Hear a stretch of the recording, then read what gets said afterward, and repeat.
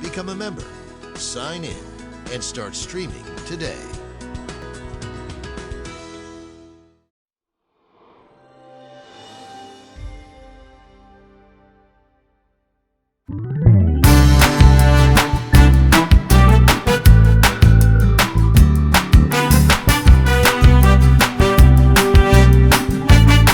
Hi everyone, welcome to the October 30th, 2020 edition of Colorado Inside Out. I'm your host, Dominic Dezzutti. Thank you so much for joining us.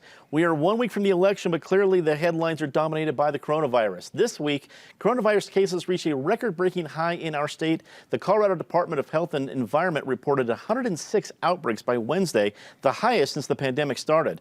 Denver and other high-risk counties have reinstated limits on social gatherings, and some have reduced capacity limits at restaurants. Meanwhile, Governor Polis signed an executive order granting a one-time payment of $375 to unemployed residents making less than $52,000 a year. Patty Calhoun from Westford, we start with you. We're getting warnings and we're already seeing examples of more restrictions. Do you think more are coming from government officials? Well, we're seeing it around the country right now because there is no place that is not experiencing these upticks. In Colorado, it's been interesting to watch Jared Polis playing it by the numbers, and you've got the dial, and you have the different numbers you have to hit to move up or down that dial with the safer at home, the coming closer to stay-at-home orders. Denver moved up the dial this week because of bad numbers in a variety of areas. What that means is our businesses that are already struggling are struggling more. I think it's a greater good to tamp down the spread of the virus right now, but it means if you like restaurants, go get takeout. If you're not comfortable being one of the 25% of the population, their normal capacity that's allowed to be there, help the businesses all you can while you can, but also be careful. Wear your mask. Be in smaller gatherings, masked, don't hang out in a small crowded area. It's just really tough. We don't want it to get any worse. And it's not, all you have to do is pay attention to the first responders, the health officials. This is not a hoax. It is not going to end November 4th, although wouldn't we be happy if it did? David Copo from the Independence Institute and DU Law School. A lot of angles on this one. I guess one of the ones that popped in my mind, since we talked a lot about Constitution stuff on this show with you, is this came down from Governor Polis as an executive order of suddenly money going out to people. It's a significant amount of money. I didn't realize he had that kind of authority, or if this was part of emergency orders, whatever it is. Lots of angles to take. Take your pick, but I'm interested in your thoughts on that. I was initially skeptical too, because a lot of what he's done, some of it has been already found unconstitutional, like the discrimination against churches we talked about last week. And as you say, the normal expectation in an Anglo-American democracy is the power of the purse is the hands of the broadest branch, the legislature. So where does he get the power to go give grants to people? Well, so here's what our Constitution says, Article 5, Section 33. No monies in the state treasury shall be dispersed therefrom by the treasurer except upon appropriation made by law.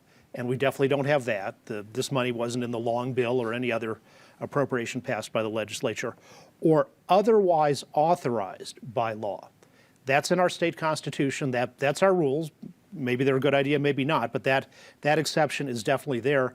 And Governor Polis's executive order, which was posted online yesterday, specifically cited 2 state statutes that are directly on point for this, basically authorizing the governor in a declared emergency, which we're certainly in, to move money from one part of the budget to another, including to use it for grants to help people affected by the emergency. You can't give more than $5,000 to any individual, and we're well under that.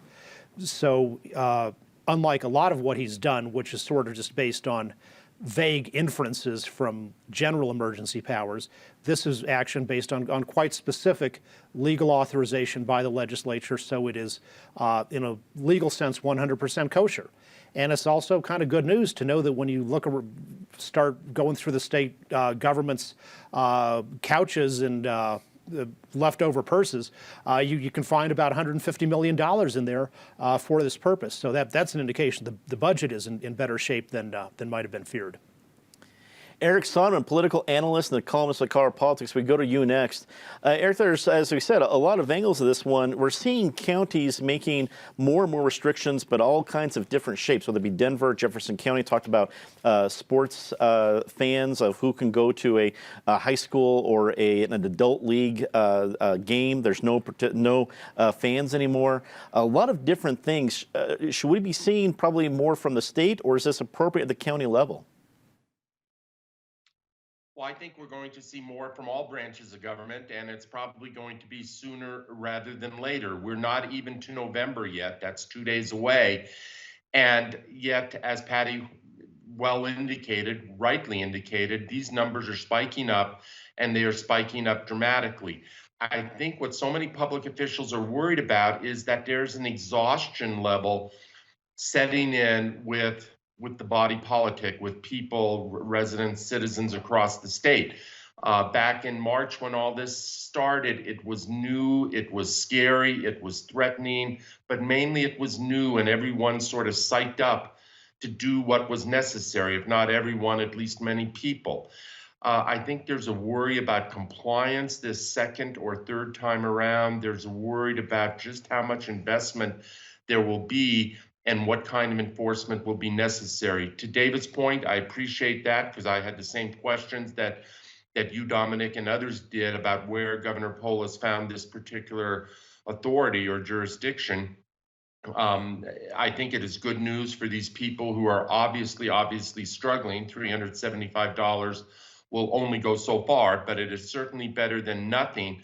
Although it strikes me as a little curious that he did it this week before the election, although obviously so many people have already voted. But the notion that if the state has $168 million lying around couch cushions and whatever, I think some voters might look at that and say, well, then maybe we can reduce that income tax by 0.08 of a point, or maybe we can do this, that, or the other, if the state really has that money and is not quite in the crisis as advertised. Also join us remotely, Joey Bunch, Deputy Managing Editor at Colorado Politics. Joey, you're a guy in the political reporting field. What do you make of what we saw from Governor Polis and probably other officials across the state this week regarding the virus? Well, it was an act of kindness, but it was also an act of politics. This was announced 6 days before an election where, Governor Polis and Democrats can portray Senate Republicans as the evildoers who couldn't, or the incompetents who couldn't pass a relief package in Congress. But, you raise a good point, Eric. It also reminds people that Colorado seems to have money when they want to find money. So, this is a twofer, maybe a threefer. But, if this is a hoax, as Patty mentioned, if this is a media conspiracy hoax, then finally the media was able to pull something together, because I got news for you that the media couldn't conspire to make a bologna sandwich. And, but I'm not, Don Jr. said on Fox News yesterday that hardly anybody dies from this anymore on a day that 1,000 people died. I mean, we're still in this. One of my best friends in the world, Johnny Miller, my portfolio manager, is in a hospital, and he may not live through the weekend. He's on a ventilator. So yes, Don Jr., people still die from this. And, I'm one of those people that with my heart, if I get this, it's a death sentence. So to people who won't wear a mask and yap about their liberty, I got to tell you, folks, you look a lot different sitting where I'm sitting. Joe, you make some fantastic points, very poignant points about your friend and not only your own condition, but for folks wondering why we get excited about having Joey Bunch on the show, when you have a sentence like, the media couldn't conspire to make a bologna sandwich, you just don't get that from somebody else, just exactly like Joey Bunch. Good comment. Let's get to the election. More than half of Colorado's registered voters have turned in their ballots already. Unaffiliated voters now hold a slight majority of votes cast, but Democrats retain a strong lead over Republicans.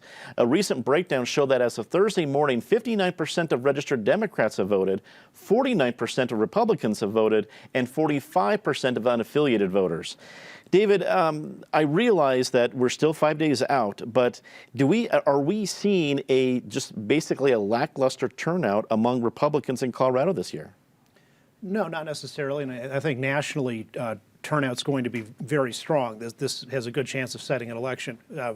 a record for presidential election turnout. And that's one of the reasons to be cautious about trying to make extrapolations and interpretations from early things. I'm not saying don't do it if you want to have your fun, but certainly what Trump is trying to do is there are a lot of demographically pro-Trump people, many tens of millions who didn't vote in the last election, and if the Republicans get them out, who knows what might happen. All these pre-election things, if this trend and that trend, there was a long time when people said, as Maine goes, so goes the nation, because Maine had early voting for state offices in September.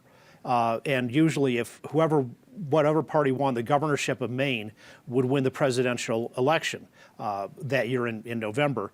And then in 1936, Maine elected a Republican. It was a good Republican year in Maine, and so people were thinking the Republicans really have a good chance in challenging FDR. Well, as it turned out, Maine went Republican, and then in November, Vermont went Republican, and that was it. So the saying changed from as Maine goes, so goes Vermont. So it's hard to predict things in advance. I will make one prediction: if Trump surprises many of us, including me, and wins, we'll have more riots starting on Wednesday in Denver. The Denver Police Department's already preparing for that, as are departments all over. So we're already a country like Venezuela, Nicaragua, Weimar Republic, in Germany, where if one side doesn't win the election, they go out and riot. Eric, we go to you next. We're 5 days out, but these trends have not dramatically changed. The only voting area that has really seemed to catch up in votes cast is unaffiliated. Republicans still seems to be lacking. And even a George Will article earlier this week talked about how the demographics over the last 4 years, age-wise, have changed quite a bit. So when you're looking at voter turnout so far, and again, we still have 5 days, what are you seeing? I'm seeing much, and more, far more than we can cover in a brief answer. I think this year, on top of being known for everything else that this year is going to be remembered for, be known for a couple things electorally. One is very, very large, bordering on massive turnout. 4 years ago, there were 129 million votes cast nationally between Hillary Clinton and Donald Trump. There were about 6 million for other candidates, so call it 135 million. Here, I think turnout could easily go to 150 and perhaps well north of 150 million. Secondly, Dominic, it will be known for a major shift in how we vote. 4 years ago, 21% of ballots across the country were cast early by mail, etc. And that includes virtually all the ballots in Colorado, obviously, because we do vote by mail and have for a decade. But it was a 21% figure nationally. Now you already have 77, probably before the day is out, 80 million votes cast already well before the election. And that gene, even when COVID is gone, when we have a vaccine, when COVID is no longer part of our daily existence, I don't think you're putting that genie back in the ballot. Early voting is here to stay, maybe not in the magnitude of this year, but early voting is here to stay. If Republicans have any hope in this election, Colorado-wise, nationally, they have to hope that the inverse is going to happen from what's historic. What's historic is Republicans tend more than Democrats to vote early. And the late vote, the election day vote, tends to be more Democratic. Here, it has to switch and pivot if Republicans are going to be competitive. We will see if that happens. There's some reason to think it might, in that Republicans, spurred on by Donald Trump, seem to be less afraid of the virus and may go out and vote in person on Tuesday. But if the early voting numbers are to be believed here and elsewhere, it looks to be a Democratic year. Joey, we've seen a lot of people, I think, from the experience of 2016, not wanting to make any bets. Now, hey, everyone hedging any sort of prediction just because of how many folks were proved wrong 4 years ago. But numbers are numbers. From what you've seen from the early turnout, what are you seeing, or what are other people commenting in the political coverage you're seeing? Well, people who won't make predictions are people who have common sense and wisdom, and I'm not one of those people, so I'll make some predictions. The Democrats in 2020 feel like the Republicans in 2016 to me, because I'm a big believer in mojo. When you got mojo in an election, there's just mojo, and the Democrats got mojo Biden this year. Mojo is everything, and in Colorado, the last few election cycles, Democrats have had mojo and Republicans haven't. You know, I've never seen people so eager to vote. I mean, my ballot was in my house less than an hour, and it only took an hour because I waited till halftime of the Alabama game to drive it to City Hall and drop it off. And, you know, I don't know if that's because of support for the candidates, or I just don't know if it's antipathy for both of the candidates. But more than anything, I think people just want to get this over with. So, you know, that's the way I see these early ballots. I see it as an eagerness to put 2020 behind us, and this is the one thing you can control unless you're Don Jr. and you declare nobody's dying of coronavirus anymore. Joey, another great point. I mean, now with technology the way it is, when you cast your ballot, so many of those outside parties know that you've done it. The calls stop, much of your mail can stop. It's a good point. A lot of reasons to cast your vote early. Patty, we see these numbers. I don't see a lot of folks getting cocky, but I do see some folks thinking there's a bigger wave. But Colorado ends up sometimes balancing it out. What are you taking away from the numbers we see this week? Well, great enthusiasm for voting, not just here, but around the country. I mean, it does look like we're on the way to a big record. The difference is going to be not so much in Colorado, but on Tuesday, who wants to go stand in a really, really long line to vote? Because that's going to be the case in so many states. In Colorado, if you can find your ballot, you can turn it in up until 7 p.m. on Tuesday. If you can't find your ballot, you are going to have to go in person to vote, but you still can on Tuesday. And you can still register to vote up until 7 o'clock on Tuesday. So Colorado's mail-in voting is looking pretty good this year, just because if you haven't already mailed it, you can still take it to a ballot box. We're not seeing the horrible long lines you're seeing in other states. I think we'll have record turnout in Colorado because of mail-in ballots. And I think we'll still see record turnout around the country, but it's going to be a very long day for a lot of people. As Election Day nears, all eyes are on Colorado since we are one of the 10 key states whose U.S. Senate race can determine which party will hold the Senate majority. However, the tightest federal race in Colorado may be in the 3rd Congressional District between Republican Lauren Boebert and Democrat Dianne Mitz-Bush, which is currently in a dead heat. Eric, we go to you first in this one. I mean, we've been talking about the U.S. Senate race since, I think, this time last year. That seems to be over for all intents and purposes. I could be wrong. It's happened before. But CD3 seems to still have the spice of the dead heat, the kind of horse race that we're looking for when it comes to politics and election season. What do you think? Yes, in terms of the Senate, I think all eyes will be on Colorado, but they'll be on Colorado only briefly because I don't think that is going to be a close race. I don't think it's going to keep us up late at night. When the first batch of returns come in at 7 or 7:05, I think a pattern will be evident. I think John Hickenlooper wins this thing by high single digits, if not double digits. The battle for the U.S. Senate, Colorado's going to be in the blue column in all likelihood, as is Arizona. It's going to look to states like Maine and North Carolina. If they pull off those 4, the Democrats are probably there. And then there are a host of other states, Iowa, Montana, even Alaska, South Carolina with Lindsey Graham, that are going to be keeping people up late at night and into Wednesday and maybe into Thursday. For the 3rd Congressional District, yeah, it is a battle. I have no idea who to predict, who's going to win that. I think it is close to a dead heat in terms of polling. If Dianne Mitz-Bush pulls it off, my prediction is she becomes a one-term congressperson like a Betsy Markey up in the 4th CD a few years back. If Lauren Boebert pulls it off, my prediction, particularly with Cory Gardner likely being defeated, Lauren Boebert then becomes the face, the brand of the Colorado Republican Party. And that's probably the best news Democrats could ever have. Joey, Eric stole my thunder a little bit there. There's been some people talking about, with the national attention Lauren Boebert's candidacy has received, that if she is victorious, that she becomes a pivotal face of the Colorado Republican Party. I'm not sure if Ken Buck wants that, since he's currently the face as the GOP chair, but maybe that's the energy the GOP needs in Colorado. What are you hearing from people about the possibility?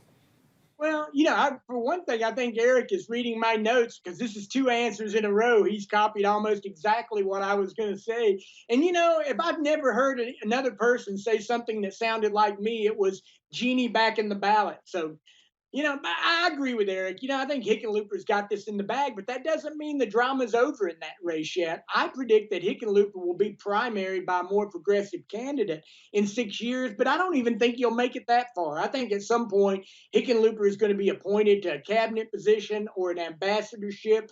And Jared Polis is going to pick that Senate seat. So get used to seeing or hearing Senator Joe Neguse, because I think that's what's going to happen there. Now, in CD3, all I can say about that is wow. Whoever thought that was going to be the most interesting race this year? I did a column on that about a month ago that people can look up if they want to. But, these candidates are just so different. Boebert is fun. She's exciting. She says crazy things. She's got this very colorful history. And, Mish Bush is just kind of an academic, but she's very capable. So, it's about the heart and soul of what Western Colorado and Southern Colorado has become.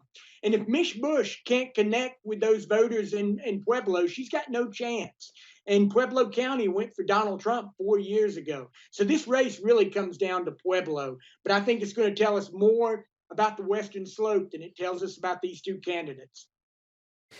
Patty, some have talked about CD3 really being the Colorado GOP's Alamo, their last stand. If they can hold the watermark and keep CD3, then they've got a foothold. If not, if the blue wave washes over that, they're down to really 2 congressional districts. What are your thoughts on the whole CD3 conversation? Well, Joey can back me up on this, but he won't be able to because he's already talked. Journalists, people always assume journalists, they're liberal, they only want liberals.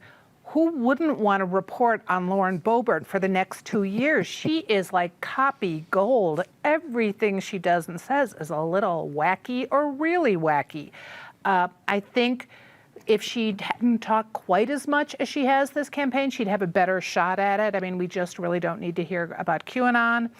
Some of the other things she's done are a little problematic, but it's really an uphill battle just because of the registration in that district for Dianne Mitz-Bush. I think she might be able to pull it off, much to the regret of those who would like to report on every crazy thing Boebert would say in D.C. over the next 2 years. David, does Lauren Boebert determine where the GOP party goes in Colorado, or are we making a lot because this is the big headline before Election Day? No, she's a flashy, shiny thing. So as Patty said, of course, journalists want to chase it, but that's not the sum of the party any more than Ms. Castro-Cortez, as Joey calls her, is, even though she gets a lot of attention, she doesn't determine what the New York State Democratic Party is. On the idea that this is a dead heat, the idea comes from a internal Democratic poll which got released and then credulously accepted by a lot of the media. Dave Wasserman is the is an editor for House races for the Cook Political Report, which is one of the top nonpartisan analyzers of elections. And Wasserman was also, by the way, in 2016, one of the guys who 5 days before the general election said this is going to be a lot closer than people think. Trump's got the big momentum in 2016. And he says that's not the case now in terms of Trump. So he's he doesn't say things just to make one side or the other happy. His tweet on this idea that the CD3 is deadlocked. He called it data worth disregarding in my book, purported analytics department, in scare quotes, internals from the Democratic or Republican congressional campaign organizations, which exist to hype their party's candidates. Well, it is time for our very, very part of the show, Disgrace of the Week. As always, Ms. Cahoon, please start us off. I love the more media voices, the better, whether they're for Boebert or Mitz-Bush or just in general reporting on stories. But I have to say the Denver Gazette's endorsement of Trump, which was also in the Colorado Springs Gazette, went a little too far when they equated Trump to Winston Churchill. David. If Donald Trump loses on Tuesday, which is what I expect will happen, the most important, he'll be blaming lots and lots of people other than himself. But in this case, will be really the sole one to blame. Back in March of 2016, during the primaries, he held a press conference where he showed off all of the Trump-branded goods, Trump steak, Trump wine, all of these things.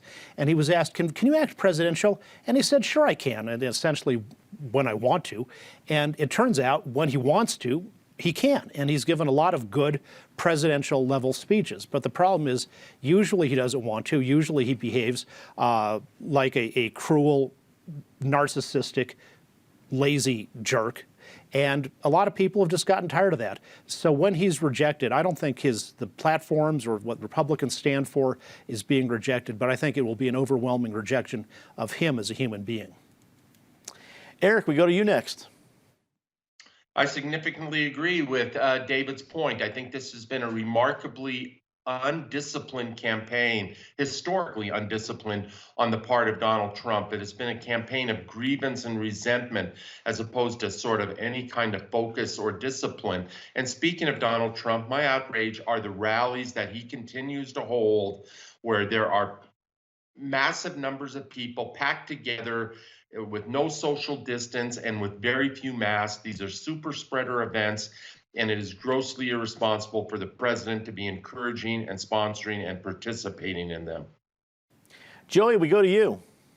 Well, call me Eric Sonderman Jr. because I'm going to pick on the Trump campaign too. You know, on Monday, they left people waiting in the heat in Arizona. 40 people needed medical attention. Then the next night in Omaha, they left people out in the freezing snow. And I think a half dozen to a dozen people needed medical attention. You know, the one in Arizona should have been held in the evening, and the one in Omaha should have been held during the day somewhere else. You know, I don't want to see where this campaign goes if they had another week. Time to say something nice about somebody rather quickly. Patty? Thanks to Mother Nature for the snow, but especially Colorado's firefighters. When you want to see performance of duty, these people were gracious, they were good-humored, they left notes, they did a fabulous job. You're here. David? No matter what happens on Election Day, the tax, some of them Chinese-funded, on our American form of government are going to continue. Attacks on freedom of speech and freedom of thought. Our republic is in very grave danger. And I guess the nice thing is there are still some people who care about saving our constitutional republic, and maybe we'll succeed. Eric? My mother, Marion Sonderman, viewer of this program, 93 years old today. Also quickly, Amber McReynolds, who has been a local resource when it comes to elections, has become a national resource through her National Vote at Home organization, providing all kinds of technical support to counties and states where voting at home, voting by mail is not the norm. Joey? Let me say ditto to Eric again. You know, the men, women, and non-binary people who work for the county clerks and work at the polls on Tuesday, you are what democracy looks like. Now, an election season like this needs to be sent off properly. So if you are looking for local election results on Tuesday, be sure to tune in to PBS 12 Tuesday night from 7 to 10 p.m. Our friends at CBS 4 will be hosting the coverage, including live updates and interviews, covering the results from the entire ballot, and will also feature analysis from a panel including yours truly and Mike Dino and Dick Wadhams from the PBS 12 studio. That's Tuesday night at 7 p.m. Do not miss it. That's all the time we have today for this episode of Colorado Inside Out. I'm Dominic Dezzutti. On behalf of everybody here at PBS 12, thank you for watching. Good night.